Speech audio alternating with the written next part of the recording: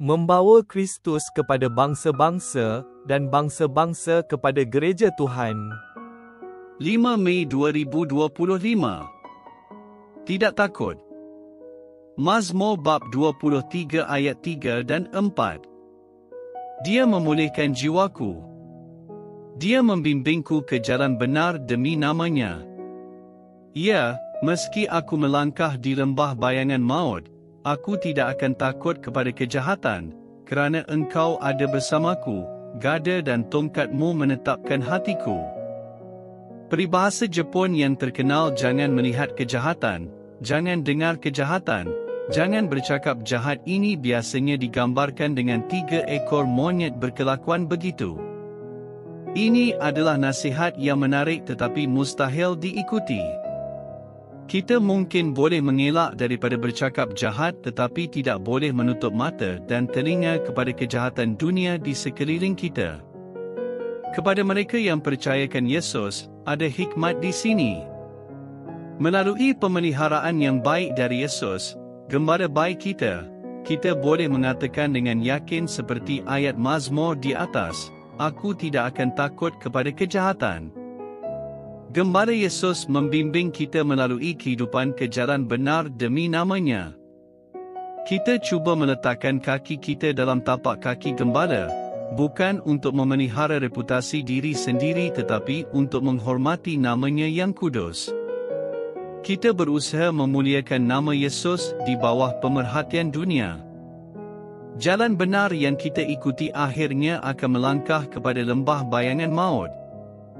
Bagi kebanyakan saudara-saudari kita di dalam Kristus, lembah bayangan ini mungkin bermakna penganiayaan, dipenjarakan dan juga mati syahid. Walaupun jalan kita menuju ke lembah bayangan yang berbeza, mengikut Yesus bermakna memikul salib seperti Dia pikul. Gembala baik kita menyerahkan nyawanya untuk kita, domba-dombanya, dan Dia telah hidup semula. Gembala kita yang disalib dan dibangkitkan semula memberitahu kita akan melalui cabaran-cabaran kehidupan jika kita mengikut jejaknya.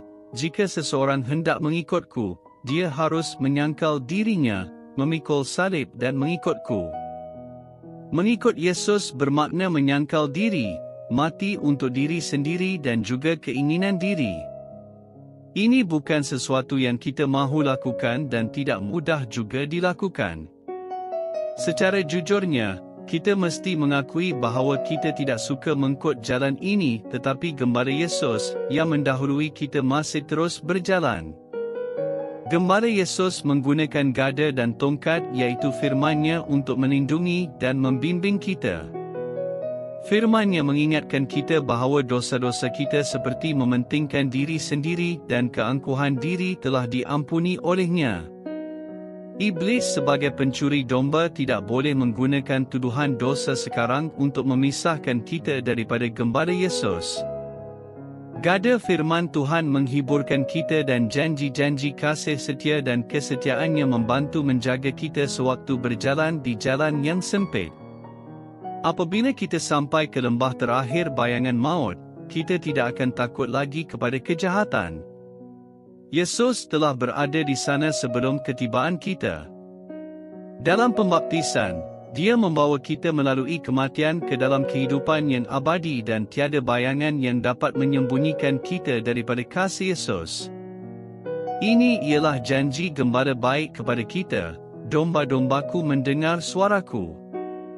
Aku mengenal mereka dan mereka mengikutku. Aku memberi mereka hidup yang kekal. Mereka tidak akan binasa. Tiada siapa dapat merampas mereka daripada tanganku. Kita berdoa, Tuhan Yesus, bantulah saya untuk berjalan tanpa merasa takut dalam mengikut jejak-Mu. Amin.